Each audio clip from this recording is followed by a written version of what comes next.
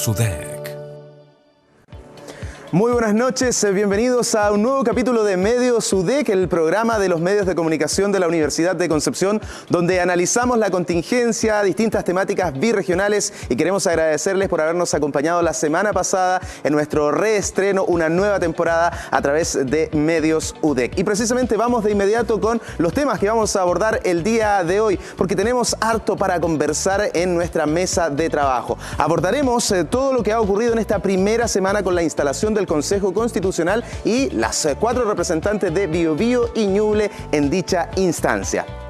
Además, estaremos conversando también sobre los coletazos en Biobío Ñuble a raíz de lo que comentamos la semana pasada, esta noticia de los embarcaciones de la región del Biobío que van a Ñuble. Hay reacciones por parte de las autoridades. Otra de las temáticas que tendremos en este Medios UDEC será lo que ha ocurrido en Talcahuano, en el Colegio Centinela Sur. Anuncian plan de contención. Estaremos con los detalles de eso y también conversando sobre la poca, casi nula educación sexual integral que hay en el país.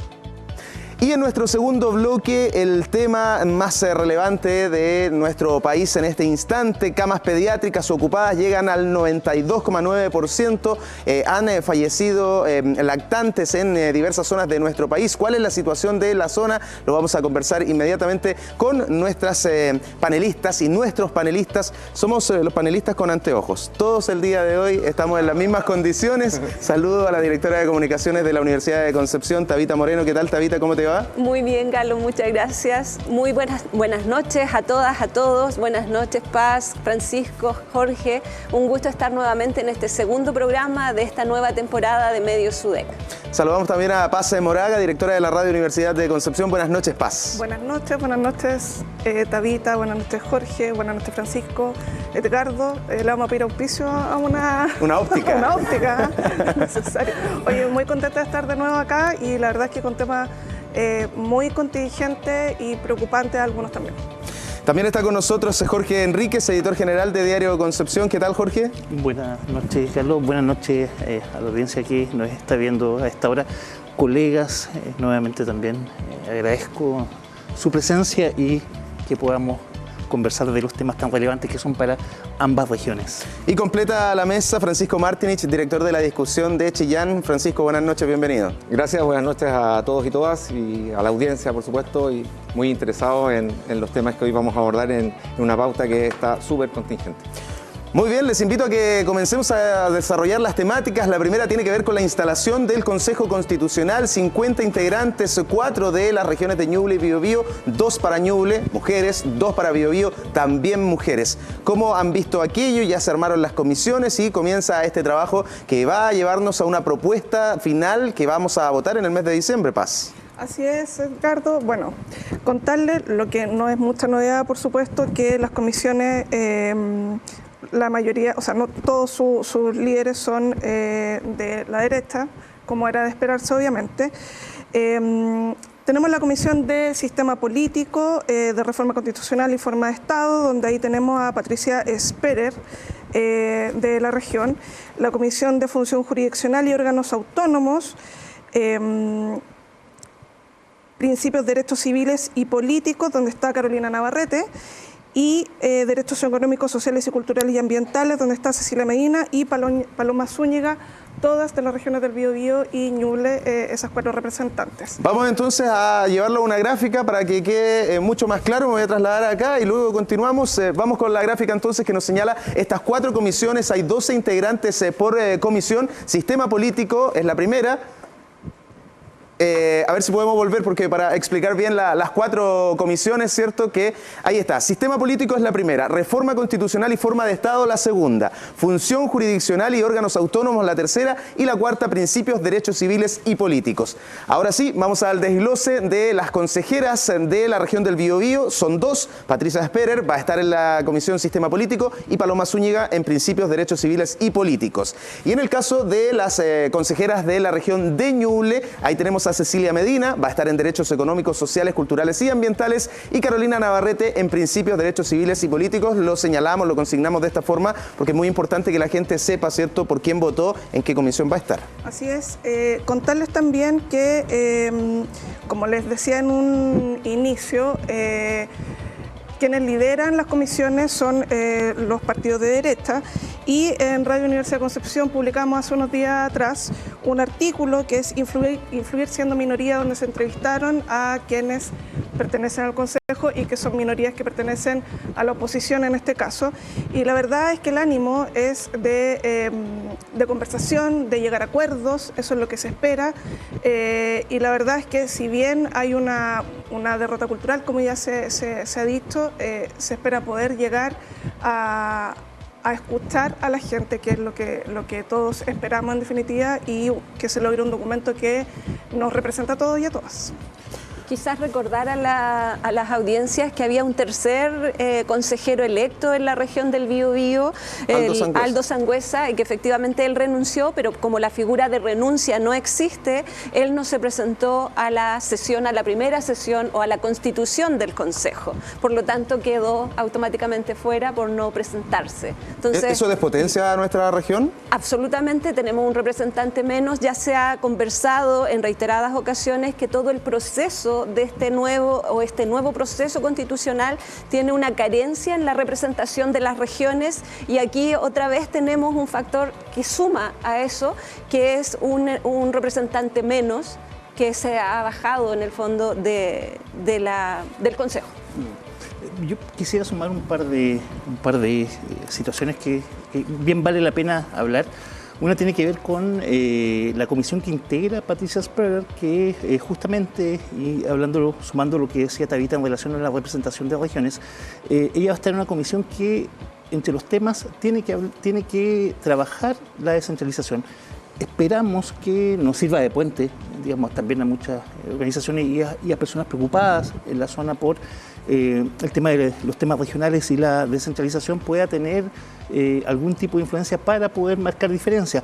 Eso por una parte. Y sumando un poco a esta conformación que hablaba Paz inicialmente en relación a esta mayoría del Partido Republicano en el Consejo, bien vale la pena recordar lo que pasó en la última convención, donde todos sabemos que una mayoría funcionó de una manera que al parecer finalmente no fue la mejor, digamos, en términos de cómo manejó los temas y cómo se apropió de un poco de la conversación y la discusión internamente, y eso desemboca justamente en septiembre del año pasado con este rechazo a este primer proyecto constitucional. Entonces, ¿servirá de ejemplo ese mismo trabajo, cómo se realizó, para que no se vuelva a repetir y no pueda ocurrir lo mismo justamente en el próximo plebiscito? Lo dejo como una interrogante, digamos. Sí, también hay un tema comunicacional que va a ser importante, porque en el primer proceso cada constitucional tenía un periodista, gente que le manejaba, o una periodista, gente que le manejaba las redes sociales. Ahora eso quedó prohibido. Solamente pueden tener asesores jurídicos, o sea, abogados. Así que probablemente tengamos menos noticias o menos informaciones, ¿cierto?, al alcance de las redes sociales, Francisco. Claro, y si es así, yo creo que se va a profundizar esta desafección de la ciudadanía respecto del proceso. Ahora, una desafección a la que también contribuye las declaraciones que hemos visto en los últimos días, no desde el interior del Consejo, sino que de parte de los partidos, los líderes del Partido Republicano en especial. Como es conocido, el ex convencional constituyente Martín Arrau, que fue el ideólogo de la campaña de republicanos, ¿no es cierto?, en la última elección. Exintendente de Ñuble. Exactamente.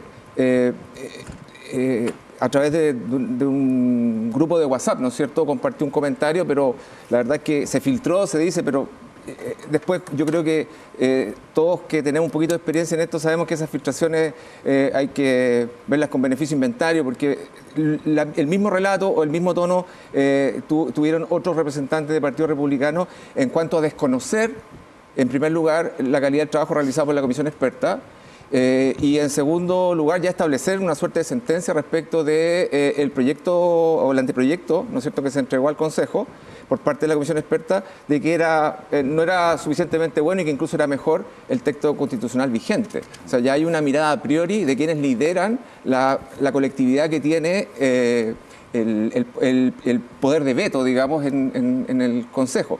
Entonces, ahí la verdad que uno ve que hay un discurso que no es coherente entre quienes pertenecen al Partido Republicano e integran el Consejo y quienes por fuera lideran el partido, ¿no es cierto?, y que están poniendo un relato diferente. Entonces yo veo ahí una contradicción que al menos deja una interrogante, una inquietud. ¿Cómo ven ustedes en este momento de Chile con temas de seguridad y sobre todo sanitarios instalados, con el proceso anterior también como ejemplo, la probabilidad de llegar a acuerdos es mayor o menor a lo que teníamos en el primer proceso? Oye, perdón, Paz, es súper difícil adelantarse, pero yo creo que hay que mirar lo que está sucediendo ahora y efectivamente lo que plantea Francisco en términos de la desafección que existe en toda la comunidad es un tema serio, es un tema relevante y que hay que analizar y poner atención en realidad, porque hemos visto el trabajo que está realizando la Secretaría para la Participación Ciudadana, un trabajo de difusión, de moverse a través de todo el país y a través de las universidades específicamente para llevar el mensaje a toda la ciudadanía y motivar la participación, pero este mismo proceso ha demostrado que existe esa desafección, que falta interés, que falta participación de la comunidad para integrarse en estos procesos. Y a lo mejor esto responde a cómo se ha estructurado este segundo proceso constitucional desde el comienzo, desde la definición de etapas, desde la definición de órganos que participaban o involucraba todo el proceso.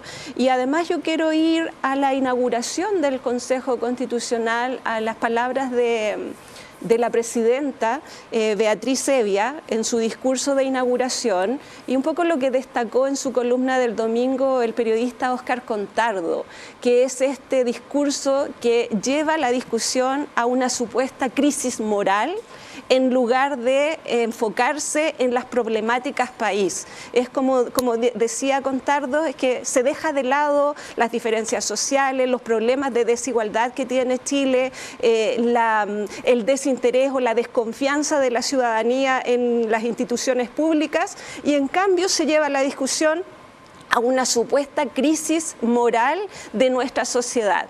Ejercicio que se ha hecho previamente en la historia del país y que no tiene nada bueno.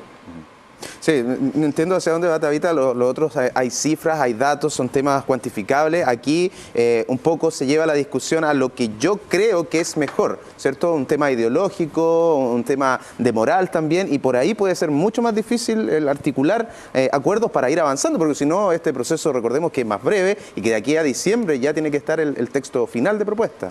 Así es. Bueno, concuerdo absolutamente con Tabita.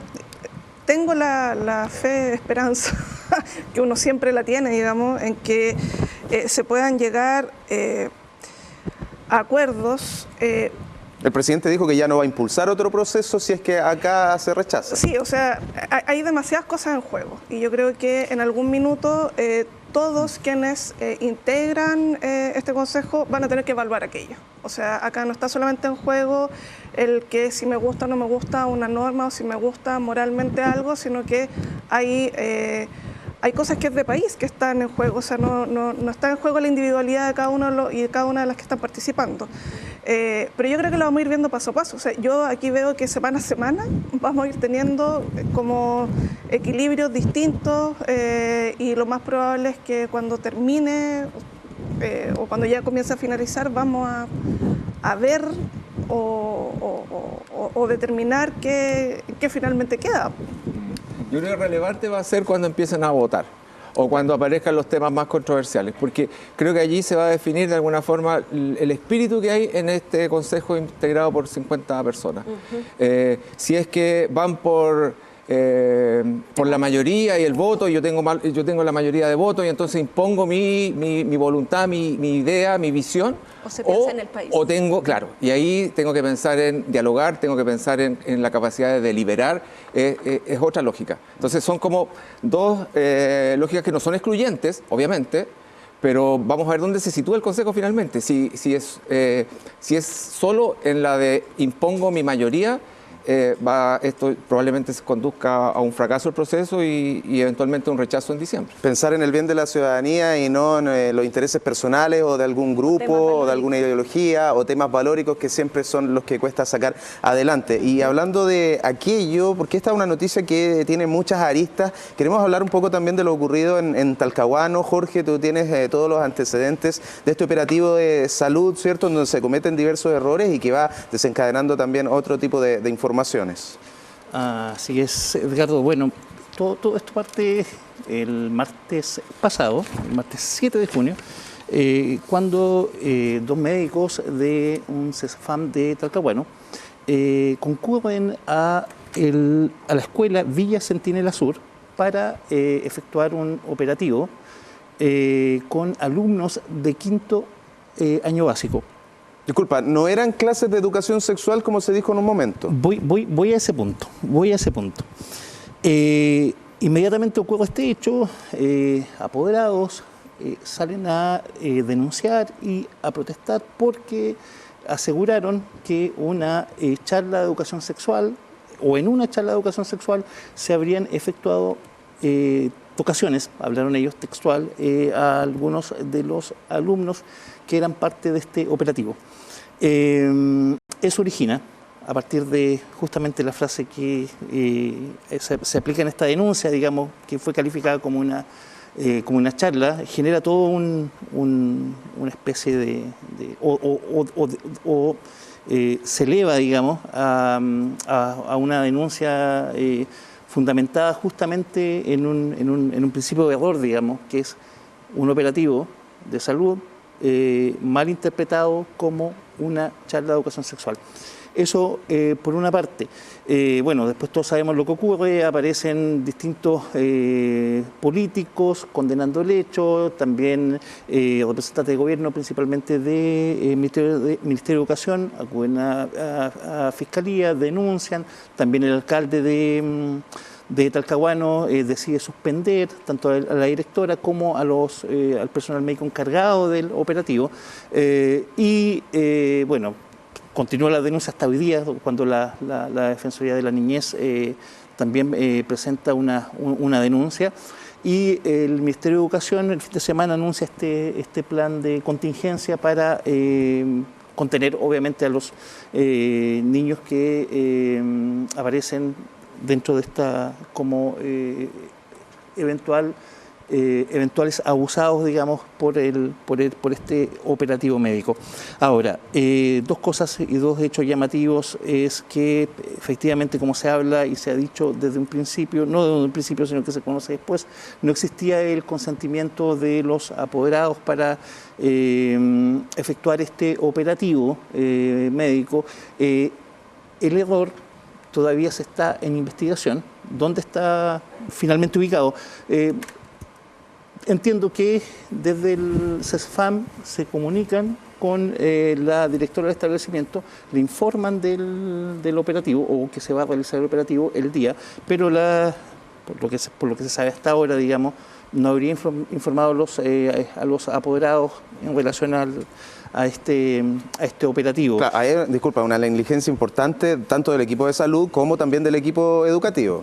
Sí, hasta ahora eso es lo que se puede recabar, se está investigando ese hecho, porque, claro, como te decía, si es que este operativo médico o el CESFAM informó al establecimiento, a la directora, que lo iba a realizar, la pregunta es por qué la directora no informó o no lo comunicó. Ahora, también dentro de lo que se ha señalado es, por ejemplo, esto no se realiza dentro de la sala de clases, ¿ya? El operativo no fue dentro de la sala de clases, sino que fue en dependencias del colegio en otro lugar. Claro, se puede hacer en los centros de salud familiar, pero también en los establecimientos. Se puede hacer establecimiento, adaptaron, entiendo, dentro del establecimiento un espacio para tal efecto. Ahora, luego todos saben que aparecen también estas denuncias que habrían tres de los niños, niñas que se les realizó este operativo, habrían tenido experiencias anteriores o eventuales abusos de experiencias anteriores, para no afirmarlo porque todo está en materia de investigación, todo esto es preliminar. Está todo abierto. Esto también, bueno, durante la tarde se realizó una presentación en la Comisión de Educación, donde asistieron algunos de los personas que aparecen o representantes que aparecen en este hecho involucrados, para que dieran cuenta obviamente de lo que está pasando. Así que es todavía una noticia en desarrollo. Sí, quizás remarcar que sí, efectivamente hay que investigar los errores que se pudieron cometer, especialmente la falta de la solicitud de consentimiento informado o informar a los padres primero y que firmaran el consentimiento informado en segundo lugar, pero yo quisiera recalcar que esto es un operativo de salud que se realiza con regularidad en los establecimientos educacionales y que se realiza desde el año 2012. Se trata del control de salud integral de adolescentes o control de salud, control joven sano. Por lo tanto, son protocolos que ya están reconocidos y que se aplican en las distintas comunas, en los establecimientos educacionales, justamente para cuidar a los jóvenes, cuidar a la adolescencia del país. Entonces, no es un operativo nuevo.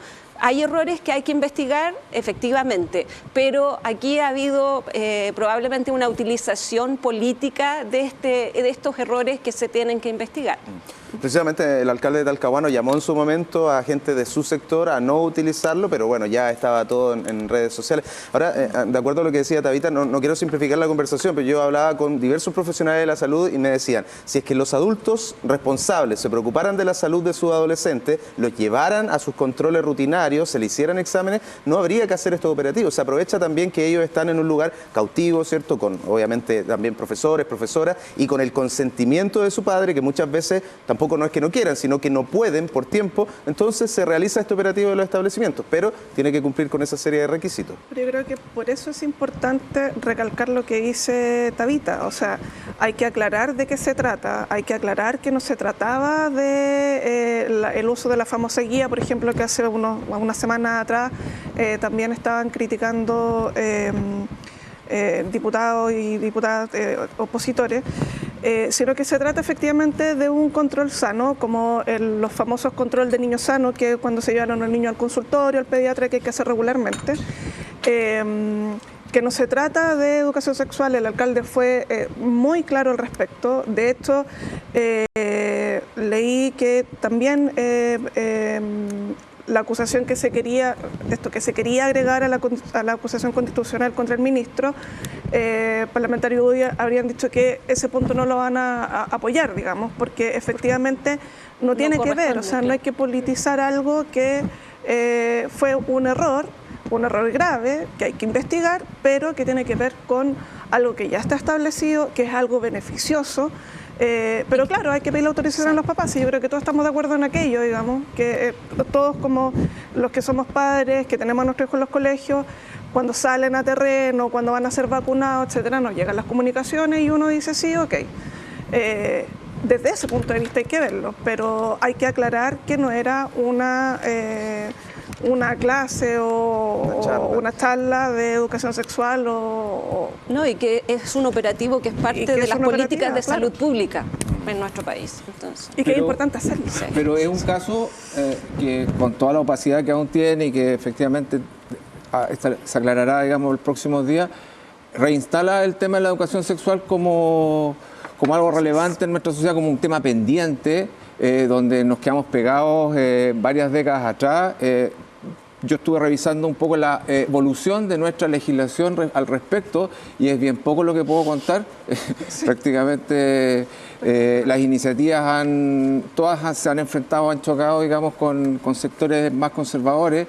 que hacen una lectura, además muy conservadora, de propuestas que provienen desde el ámbito sanitario y técnico, o sea, y pedagógico.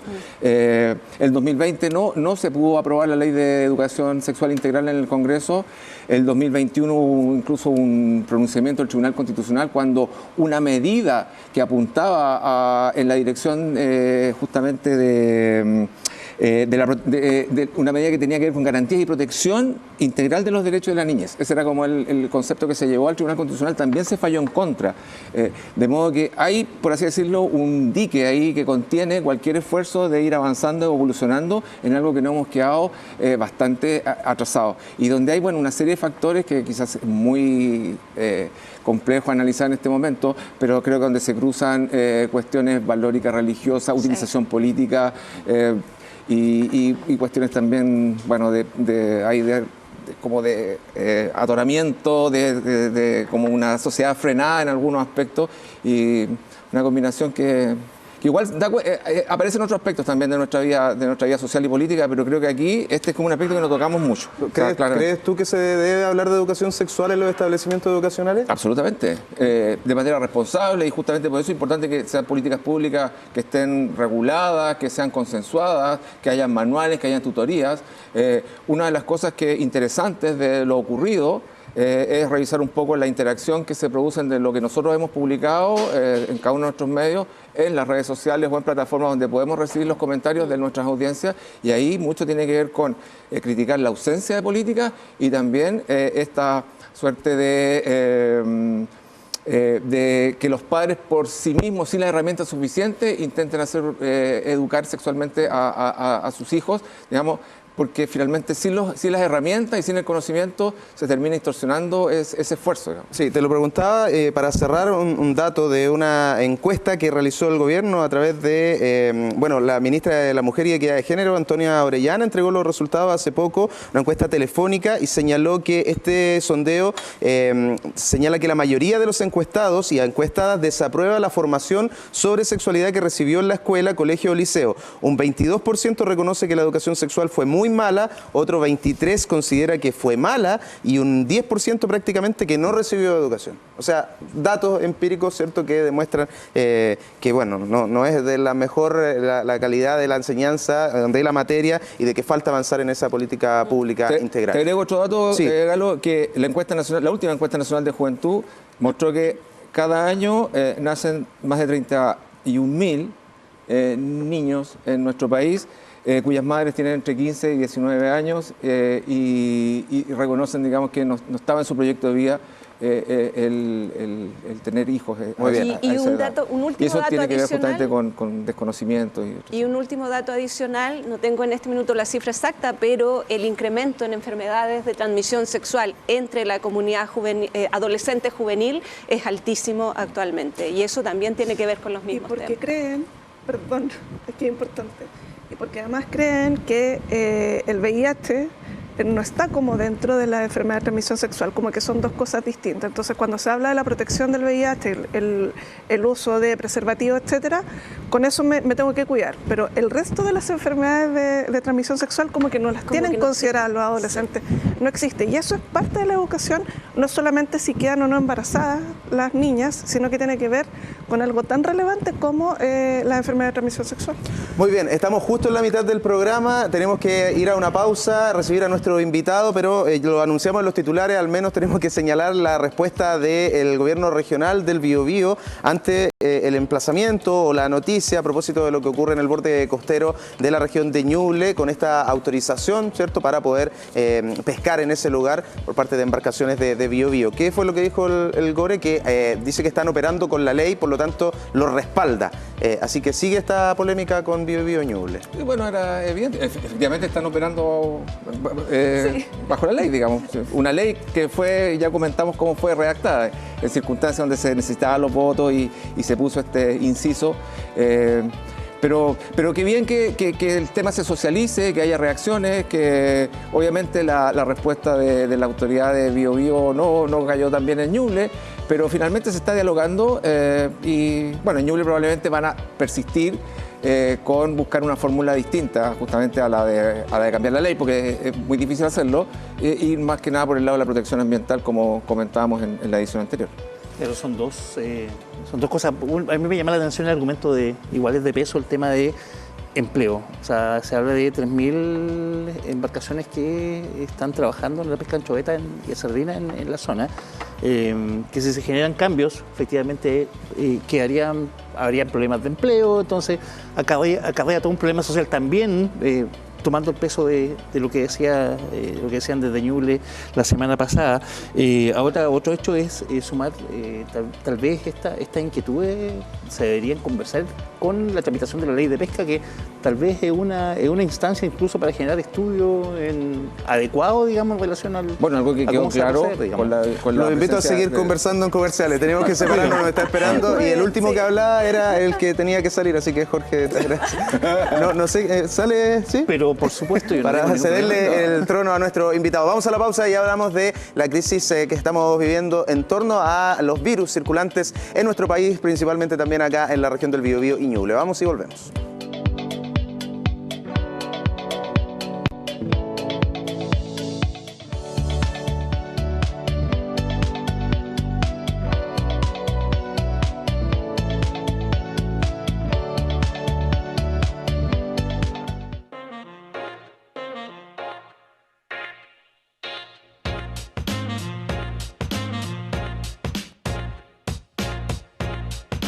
Estamos muy contentos de este nuevo aniversario y de la felicidad y compromiso que se observa desde su comunidad. Este nuevo aniversario encuentra una Universidad de Concepción siempre joven, siempre con proyectos, siempre desarrollándose y siempre buscando construir caminos para el desarrollo permanente.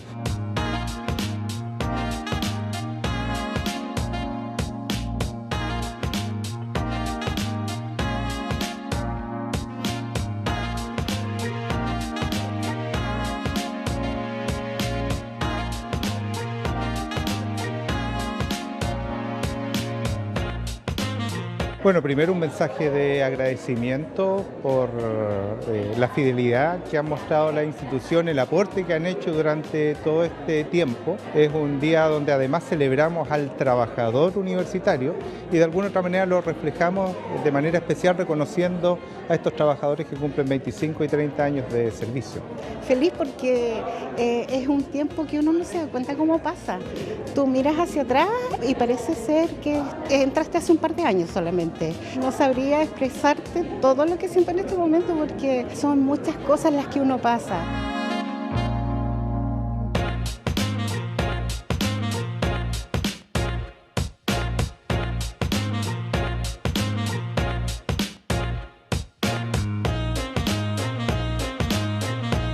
Muy contentos de estar celebrando estos 104 años de aniversario de la Universidad de Concepción, una universidad regional, pública, que ha jugado un rol histórico no solamente en la región del Biobío, sino que a lo largo de todo el país, contribuyendo a construir ciudadanía, cultura, espacio público, ciencia. Primero decir que me siento muy orgullosa de poder participar en este primer aniversario que se celebra en Santiago de la UDEC. Mandarle un saludo también a toda la comunidad. Tenemos muchos alumnos y alumnas en otras ciudades como Santiago, por ejemplo, que mantenemos un cariño, un vínculo con la universidad, y qué rico tener este lugar acá en Santiago, que además está muy vivo, está lleno de vida.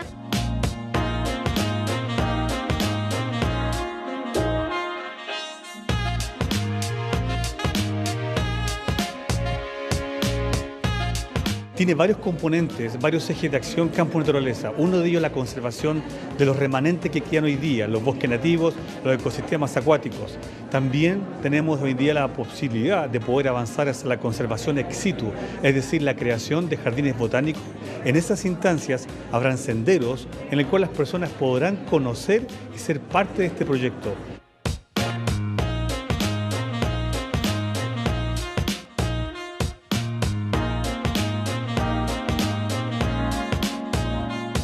Extraño mucho mi trabajo. Fueron 53 años que trabajé en la universidad, que trabajé siempre en la rectoría, conocí gente muy importante, me sentí súper respetado, querido por las autoridades, de verdad que lo digo de todo corazón. de alguna manera reconociendo a quienes trabajaron en nuestra institución por muchos años y que cerraron una etapa de su vida para dar inicio a otra. Por lo tanto, es una muy buena iniciativa de la Dirección de Personal que vamos a mantener en el tiempo.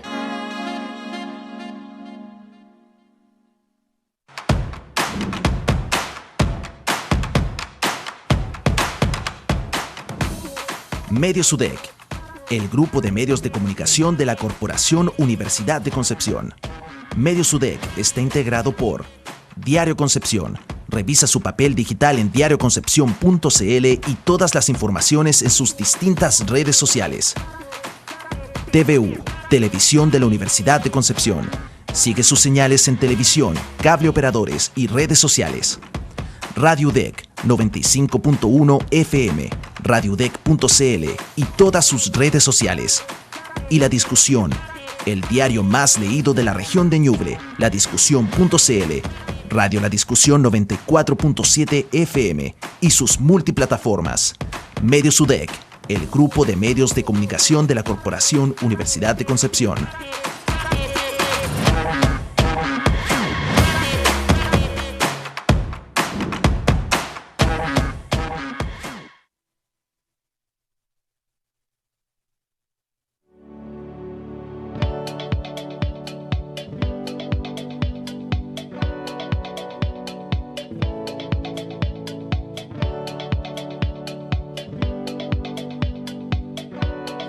Ya estamos de regreso y queremos hablar de la crisis que estamos viviendo por enfermedades respiratorias. ¿Cuál es la situación de la región del Biobío, de la región de Ñuble? Lo vamos a hablar de inmediato. Pero antes queremos mostrarle lo que declaró esta jornada el presidente de la República, Gabriel Boric, en torno a la arista política y a la responsabilidad también del ex ahora subsecretario de redes asistenciales. Renunció y esto es lo que dijo el presidente.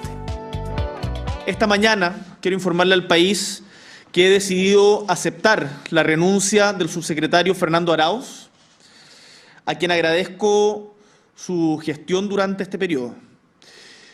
En momentos como estos, lo más importante son las personas y como país necesitamos que nada nos distraiga en el objetivo superior, que es garantizar la salud de todas y todos los chilenos.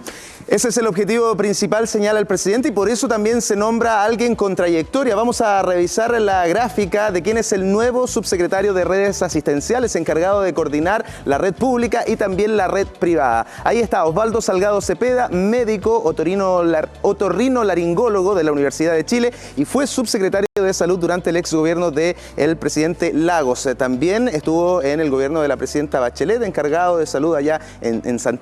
Tiene una amplia trayectoria y, como decía él, no es tiempo de improvisar, como decía el presidente Boric. Por eso se nombra al socialista, ¿cierto?, Osvaldo Salgado como nuevo subsecretario de redes asistenciales. Y ahora queremos presentarles la gráfica del invitado que ya está con nuestras directoras y director en la mesa, Jaime Iván Tapia Zapatero, ¿cierto? Él es pediatra, cardiólogo infantil y además jefe de pediatría del Hospital Guillermo Grant Benavente. Vamos a saludarlo de inmediato y vamos a abordar las temáticas, ¿cierto?, que nos interesan relacionadas al área de la salud. Doctor, muchas gracias por su tiempo. Hola. ¿Cómo le va? Muy bien, muchas gracias. Bueno, empecemos a conversar con el doctor, por favor, le cedo la palabra. Sí, nosotros le estábamos consultando, antes de comenzar con temas más políticos, le estábamos consultando específicamente cómo está la situación en este momento en el Hospital Guillermo Grant Benavente y en la zona en general con esta crisis que se está viviendo en este minuto. Mira, es un escenario absolutamente nuevo. No lo habíamos visto en 30 años. El mundo no lo había visto hasta el invierno del año pasado en Europa y con el hemisferio norte. Y estamos replicando lo que ellos vivieron. Hay una circulación masiva de virus simultánea. Hay una acumulación de susceptibles después de los 2 años de pandemia que no tuvieron contacto con otros virus que no fuera COVID. Y eso golpea muy duro porque está afectando a poblaciones que antes eran inmunes. Una madre transmite pasivamente sus anticuerpos contra los virus por la placenta, por el cordón umbilical. Pero si esa madre no tuvo contacto con virus en los últimos 2 años, no tiene anticuerpos. Y hoy día estamos viendo casi el 5% de los niños graves son recién nacidos, día a día, que antiguamente estaban protegidos hasta los 2 meses, 3 meses, y el grupo de nosotros de riesgo era de 3 meses a 6 meses, a 1 año. Menores de 2 años era el grupo más afectados. Hoy día no hay edad. ¿Hay una variante también más agresiva, más Efectivamente, en el caso el virus sincicial? Tiene dos variantes, la cepa A y la B, y la que está circulando hoy día en Chile es la cepa A, que es la más agresiva, la más virulenta.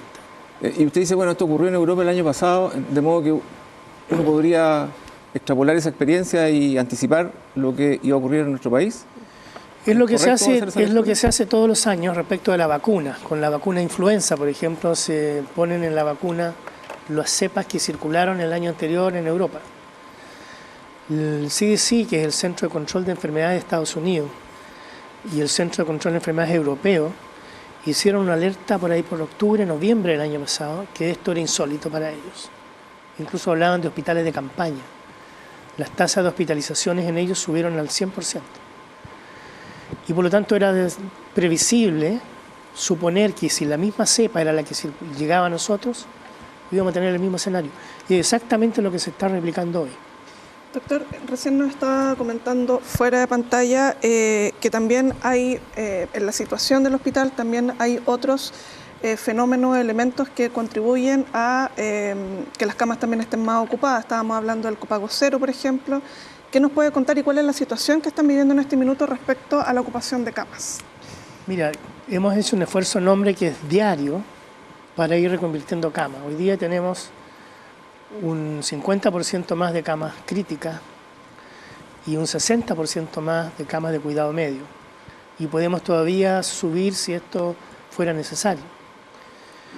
Pero además de tener una mayor población beneficiaria por la gente de ISAPRE que se trasladó a FONASA, que en nuestra región deben ser alrededor de 10.000 niños menores de 15 años, también las camas públicas son más atractivas desde el punto de vista que desde el septiembre del año pasado hay copago cero. Entonces una hospitalización de 3 o 4 días en una clínica privada, el beneficiario FONASA igual tiene que pagar. Hoy día se está viniendo al hospital. Doctor, sí, quería preguntarle, además del virus sincicial, ¿qué otro tipo de virus están circulando en nuestra zona y en el país? Mira, antiguamente había un respeto entre los virus. El nicho ecológico que había para uno o dos. Circulaban por 12 semanas y aparecía otra cepa, otra familia de virus. Hoy día tenemos el que más circula es el virus sincicial respiratorio, la cepa A. Influenza, que aparentemente estaría bajando. Está empezando adenovirus, que es muy agresivo, muy violento. El año 98 tuvimos una epidemia masiva con muchos muertos por adenovirus. Está el parainfluenza, que es el que produce la tos de perro, la laringitis. Y está apareciendo un virus de primavera, que es el metaneumovirus. Esta situación insólita no tiene hasta el momento una explicación científica. O sea, tenemos 5 virus circulantes. Sí. Doctor, y frente a estos elementos... Además del COVID, que hay poco, claro, pero todavía hay. Y todos estos elementos que se conjugan, 5 virus que están de alguna manera conviviendo en este entorno, pero además el incremento de pacientes, usted habla de 10.000 niños menores que beneficiarios que se vienen al sistema público de alguna forma. ¿Cómo se ha preparado el sistema para responder a esa demanda que es insólita? Mira, el Guillermo Gran siempre va a estar preparado. Nosotros tuvimos la prueba de fuego en el terremoto y lo tuvimos en el COVID. Fue un hospital ícono de la epidemia de COVID. Recuerda que recibimos pacientes de Santiago, del norte, de todos lados. Después que pasó por nuestra zona el pic, comenzamos a recibir de otros lados. Probablemente ahora va a pasar lo mismo. En la medida que tiene una gran capacidad de reconvertirse, de flexibilizar sus procesos, va siendo el hospital más eficiente de la red, por lo menos en la región, para poder asumir esta mayor demanda. Pero sin duda que esto tiene un límite y ese límite todavía no llegamos a eso. ¿Fueron negligentes las autoridades de salud en no visualizar esto que ya había ocurrido en Europa y que estaba de alguna forma anticipándose y que usted dice todos los años se utiliza como referencia para planificar en nuestro país? Mira, en nuestra región yo diría que no. En nuestra región comenzamos a hacer reconversiones de cama en marzo, porque en marzo tuvimos una circulación del rinovirus. Y ojo, porque el rinovirus, que es un virus del resfrío común, afecta gravemente a los asmáticos. Y fue la primera alerta. Tuvimos un pequeño pic a la entrada de clase, las primeras 2 semanas, con un aumento de rinovirus y muchos niños asmáticos, incluso preescolares, escolares, niños de 10 años conectados en ventilador por crisis asmáticas por rinovirus. Entonces en la región esto comenzó tempranamente y fue progresiva. No hemos parado desde ahí, pero yo creo que a nivel país la situación no es armónica, no es pareja, y probablemente hay unos servicios que han demostrado mayor eficiencia que otros. Pero esto está articulado por una red, una red que es nacional, ¿no es cierto? Y por autoridades. Acabamos de ver la salida del subsecretario de redes asistenciales. Redes es el corazón del ministerio. O sea, el subsecretario de redes es el que maneja el ministerio en la parte técnica, menos política, si se quiere. Pero tiene varios departamentos, unidades, direcciones, y probablemente faltó coordinación entre ellas. Había que encontrar una responsabilidad política también a esta crisis, es lo que dicen algunas personas. El nuevo subsecretario precisamente fue el que inicia esta nueva red de redes asistenciales hace ya bastantes años, así que algo de experiencia tiene en la materia. Yo le quería preguntar ese concepto técnico que muchas veces escuchamos en la prensa, pero ¿qué características tiene una reconversión de camas y en qué momento se decide, en qué situaciones se decide hacerlo? Nosotros tenemos el apoyo de un experto informático, un doctorado en ingeniería industrial, que nos está proyectando la semana que viene. No solo el número de consultas, sino que el número de camas y el número de equipamiento que requerimos. Y eso nos ha permitido, con el backup que teníamos de COVID, en una bodega, muchos ventiladores, muchas cánulas de alto flujo, las hemos ido utilizando todas. Y por lo tanto ya nos vamos anticipando al pic que esperamos que va a ser la próxima semana, a fines de la próxima semana, comienzo de la siguiente. O sea, en esta crisis se estaban utilizando insumos que estaban destinados para COVID. Todos. No queda absolutamente nada, pero igual tenemos que adquirir algunos porque ventiladores de adultos no sirven para ventilar niñitos de 3 kilos, de 4 kilos, hay que comprar que tengan un software diferente. Pero estamos utilizando toda la experiencia y fíjate que los pediatras ayudamos a ver adultos con COVID. Y hoy día los adultos nos están devolviendo la mano y nos están viendo a nuestros niños. Esa simbiosis no se ha perdido. Y eso es lo que permite al Guillermo Grano hoy día dar la respuesta que tiene. El subsecretario, el ex subsecretario Lucho Castillo nos felicitó por la capacidad de reconvertir. Ahora, ¿qué significa reconvertir? Tú tienes una cama básica que lo único que tienes es la cama y el recurso auxiliar enfermera médico. Una visita médica al día. Sobre eso está la cama de cuidado medio, que ya tiene más personal, la cama de cuidado intermedio y la cama de cuidado crítico, donde de repente hay una enfermera por cama. Por ejemplo, un niño con ECMO requiere una enfermera al lado de él todo el día y un auxiliar. Entonces, cuando uno reconvierte, no es solamente cambiar el colchón o la frazada, sino que hay que poner más equipamiento, más personal, más farmacia, más apoyo de esterilización, más apoyo de alimentación, de lavandería. El consumo basura de una cama UCI son 200 kilos diarios. Una cama media son 50 kilos de basura diarios, en delantales, mascarillas, pecheras. Entonces, no es fácil lograr ese cambio logístico y día a día sin que llevemos al agotamiento y al burnout de nuestro personal. Por eso los europeos insistieron mucho en cómo se cuidaba el personal, porque distinto a atender a adultos, donde hay más capital humano preparado en la región, que atender guaguitas de 10 meses, 5 meses. No hay mucho pediatra disponible para poder asumir esa... Por eso que la repetición de turnos, la programación, los refuerzos del equipo humano es brutal. ¿Y cómo se cuida acá el recurso humano, al personal? Buena pregunta. Yo creo que lo primero es la vocación y el compromiso. Partimos con 46 días promedio de ausentismo el año pasado, promedio en el hospital. cerca de 6.000 funcionarios, la empresa más grande de la región. Hoy día no tenemos licencia, hoy día no tenemos permiso administrativo, hoy día hay colegas que están postergando sus vacaciones, hoy día hay colegas que van gratuitamente a hacer un apoyo o refuerzo a fin de semana. Y eso es la vocación de servicio que hay en todos los estamentos del hospital. Pero eso va a tener un límite. Y ahí es donde estamos preocupados, tratando de levantar sistemas de apoyo, de autocuidado, que permita mantener este ritmo por lo menos en las próximas 4 semanas. Doctor, y eso le quería preguntar, ante este panorama que usted está describiendo, por una parte ya se ha discutido el tema de adelantar las vacaciones de invierno en los colegios.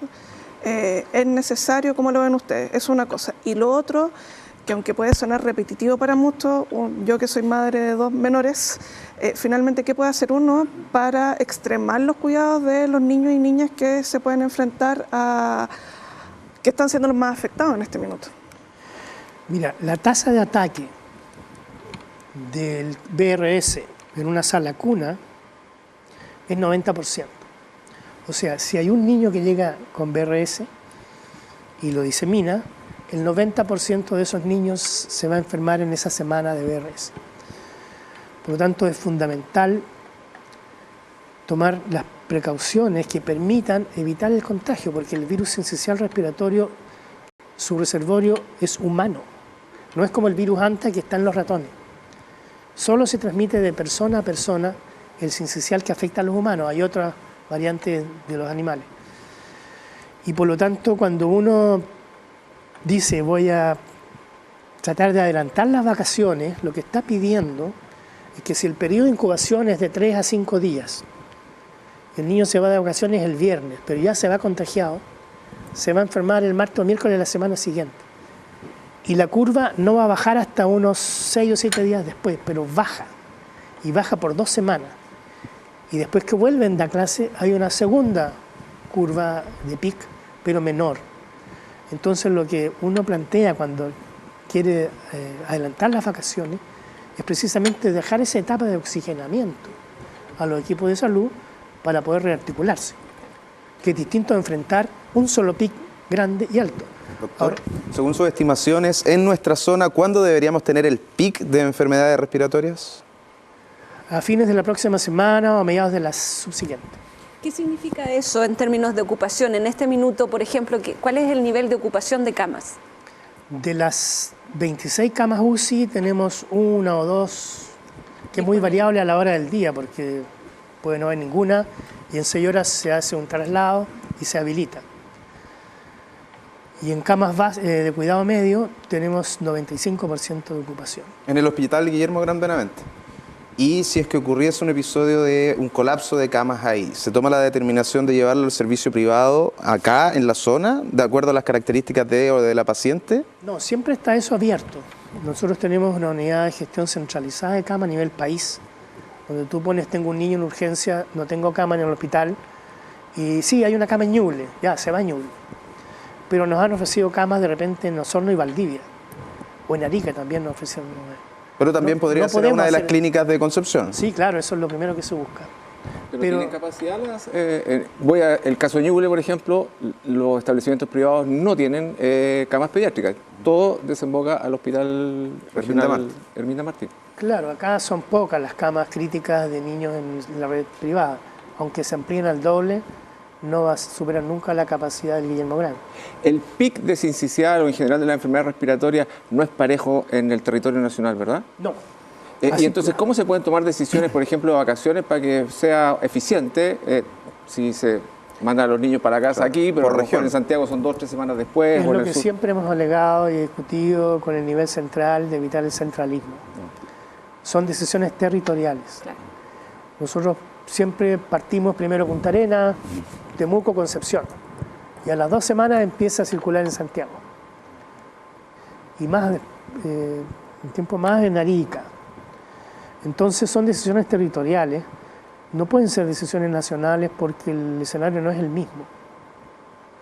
Sí, antes de cerrar, nos queda un instante. Hablábamos al principio de la arista política, ¿cierto? Lo que ha ocurrido con el ex subsecretario de redes asistenciales. Ya tenemos una nueva autoridad, pero también ha habido reacciones y queremos escuchar a representantes de la zona, de la región del Biobío y también de la región de Ñuble en torno precisamente a esta materia. Así que les invito a escuchar las declaraciones de quienes nos representan en la Comisión de Salud de la Cámara de Diputados y Diputadas. Escuchemos.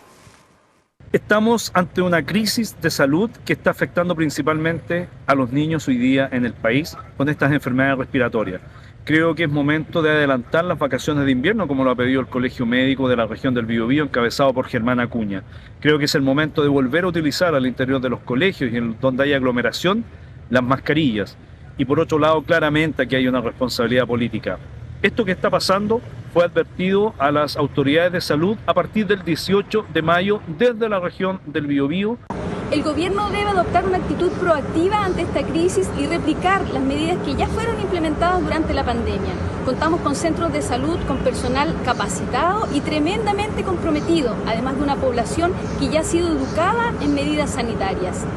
Pero debe mandatar la reconversión de las camas en toda la red asistencial del país y monitorear constantemente la disponibilidad de las unidades en cada centro de salud. Ahí estaba Erika Edo, diputado de Biobío, y Marta Bravo, diputada de Ñuble, integrante de la Comisión de Salud, a quienes le agradecemos también su declaración en torno a esta materia. Doctor, otra de las medidas que se ha mencionado es volver al uso de la mascarilla. ¿Qué piensa de eso? Para el VRS nunca lo hemos usado, pero yo creo que ahora sí. El virus sincicial vive sobre una superficie alrededor de 7 horas. La mascarilla protege la transmisión al aire a distancia de 1 o 2 metros. Pero si tú tocas una escalera mecánica, una llave, lo que sea, y te tocas la nariz o los ojos, te infectas. Por lo tanto, el lavado de manos está lo más importante que la mascarilla. ¿Seguimos usando alcohol gel entonces? Seguimos usando alcohol gel.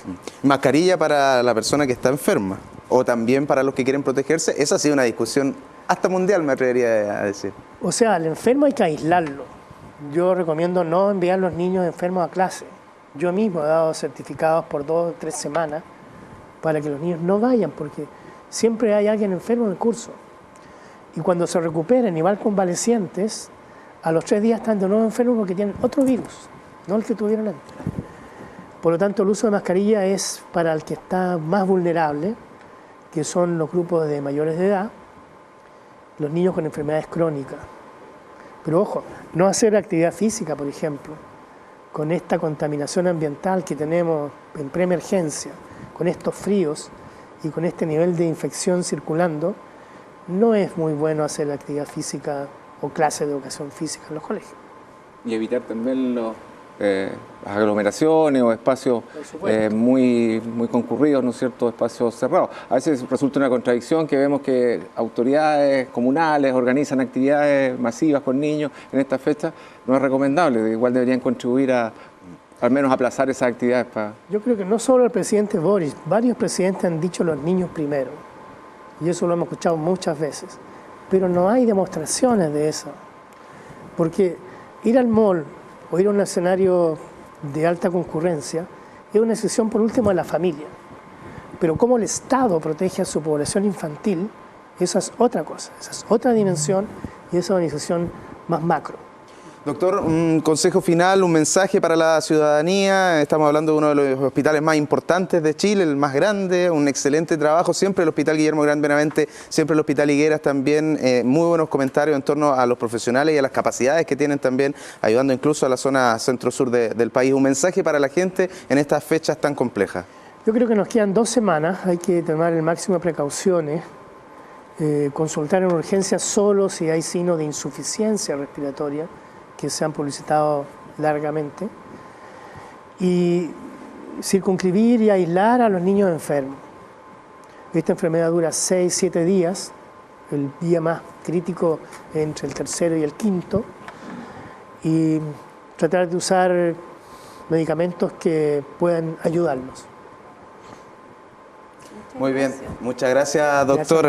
Jaime Tapia Zapatero, jefe de pediatría del Hospital Guillermo Gran Benavente, que nos ha acompañado gentilmente el día de hoy y siempre con TVU y los medios de UDEC tiene mucha y muy buena disposición. Gracias, doctor. Gracias a ustedes. Y cuídese usted también, porque es importante que esté cuidado, ¿cierto? Sí. En buenas condiciones también el médico. Paz Moraga, directora de la Radio Universidad de Concepción, gracias por habernos acompañado el día de hoy. No, muchas gracias, muy interesante. Nos vamos un poco preocupadas. Yo que ahí tengo a mis 2 chicos en la casa, pero bueno, haremos caso también a lo que nos indica el doctor. Así que nos vemos la próxima semana y esperamos que el pic de la enfermedad respiratoria no sea tanto como se espera. Claro que sí, que afecte a la menor cantidad de gente posible. Tabita Moreno, directora de Comunicaciones de la Universidad de Concepción, buenas noches. Buenas noches a todas, a todos. Buenas noches a quienes nos acompañaron hoy día en este nuevo programa con temas tan interesantes y que importan a toda la comunidad. Y antes de despedirlo, tenemos una nueva sección en 30 segundos, recomendación del libro Francisco Martinich. ¿Qué nos va a recomendar incluso al doctor el día de hoy? Bueno, me tocó debutar con esta sección. Recomiendo este libro de Álvaro Briones y Claudio Martínez, un libro escrito a 2 manos que se llama El mural en el fin del mundo. Es una novela histórica basada justamente en la estadía de David Alfaro Siqueiros en Chillán, después del terremoto, justamente donde pintó ese famoso mural en la Escuela de México y todo lo que rodeó justamente su viaje a Chile, porque venía perseguido por haber sido parte del intento de asesinato de Trotsky, ¿no es cierto? Y hay una serie de antecedentes históricos de uno de los periodos más efervescentes de la historia nacional y también mundial, que son retratados aquí en este libro que fue presentado la semana pasada, bien entretenido e interesante, tiene suspenso también, porque es una novela, digamos que tiene tiene elementos de ficción, pero la mayor parte de sus elementos están inspirados en la realidad y además aporta aspectos muy interesantes, ya que Briones vive en México, en Toluca, justamente donde murió Siqueiros y pudo hacer esa investigación, y Martínez vive en Chillán y pudo también investigar toda la estadía, ¿no es cierto?, de casi 3 años de David Alfaro Siqueiros en la capital de Ñuble. Muy bien, ¿a quién escoge para la próxima semana que recomiende el libro? ¿Tabita o Paz? No, yo prefiero que sean voluntarios, yo me ofrecí, entonces... Pero me está cambiando las características de la sección. Entonces, la Paz. Paz Moraga, esperamos la recomendación. Gracias, Francisco, gracias a ustedes, muy buenas noches, síganos todos los días a través de los medios UDEC.